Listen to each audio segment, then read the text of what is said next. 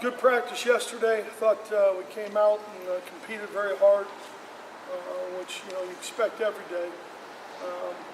But I thought we physically were getting after each other, and we'll do the same thing today. We've got to play the run better, run the ball better, same old stuff you always hear, but it's the truth and it is what it is. So I liked how we came out and competed with each other. Noticeably different than last week? No, on a Tuesday probably a little bit. But I mean, a lot of the players have come in and said this yesterday, and even Devin now, that it was definitely lackluster. That something was missing last week. I think they would know best if they felt that way, and maybe it's an individual thing too. Devin mentioned UConn's front and their defense. Right. Pretty stout. Can you talk a little bit about their defense? Yeah, they're a big front. Not quite Notre Dame big, in some ways, but they're a big front, active in the linebackers. I think Smallwood is a guy who, is their main bell cow when it comes to tackling and getting the ball on the ground. I'm just reading some of the comments Paul's made. I know they want to play better against the run also. And so I'm sure, they've worked their tails off like we are.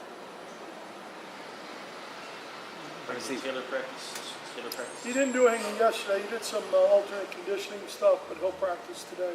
And he should be good to go, you expect? Yeah, And he's what about fine. the rest of the guys? Yeah, AJ's back. Courtney's back. Trying to think who else. We limited Cam a little bit yesterday. He practiced, but limited some snaps and some reps, but he'll be back. Mario. Mario. He might be the only guy that will be playing a little more hurt than others. I think it was Chuck Long in the broadcast that said he thought that Akron was timing the snap count a little bit. Did you see any of that on film? I think at times we all get caught in doing that. I think we've done it to teams, and it's just something that, when you're in the gun, there's a little more problems with it than when you're under center, and we'd like to be under center a little more. How much of an effect does that have, timing snap count? You got to be right. That's the whole thing. There's been guys who've been really good at it. James Hall was as good as anybody at it when he was here, and it can affect you a little bit, and that's why if you can get some silent counts that we'll use, and also get some under center snaps that are beneficial. After last game, you said the kicking game and the punting games especially was going to go under a microscope. Right. What did you see this week? With Matt, he's, and I would say him, because he struggled the most, really. He did a good job yesterday of really, and he did it throughout the weekend, figuring out where he's at and why. All these guys have a guru who they talk to or they work with in the summer.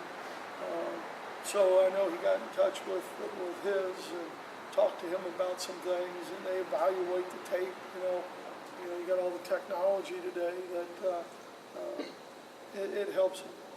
Did you work on anything different with the coverage or the protection? No, the coverage was fine. And the protection really, it was more missed assignment or miscommunication than anything else that really shouldn't have been there. Because we've worked the look so much.